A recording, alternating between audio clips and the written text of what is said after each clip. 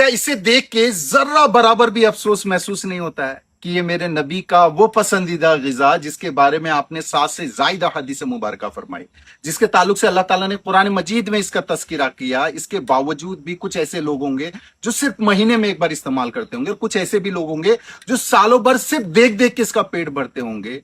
जबकि शायद अगर हमें इसकी मालूमात होती तो हमें पता होना चाहिए था ये सिर्फ एक ग़िज़ा नहीं, मेरे रब ने इसमें हमारी कई सारी बीमारियों की शिफा रखी है। हाँ, वही बीमारी जिसके लिए आज हम ना जाने कितने पैसे खर्च करने को तैयार हैं। मैं बात कर रहा हूं थायराइड और यूरिक एसिड। हाँ, इन दो बीमारियों की शिफा अल्लाह ताला ने खास तौर से इस नेमत में रखा है जो मेरे नबी को पसंद था।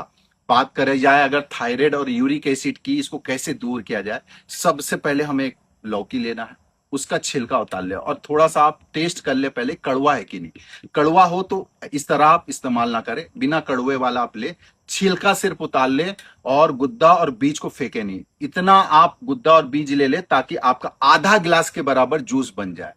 आप ग्राइंडर में डाल दें, उसमें एक जो है आप खजूर डाल दें, एक अंजीर डाल दें, एक चुटकी आप कलवंजी डाल के इसका शेक बना करके सुबह खाली पेट आप पी ले।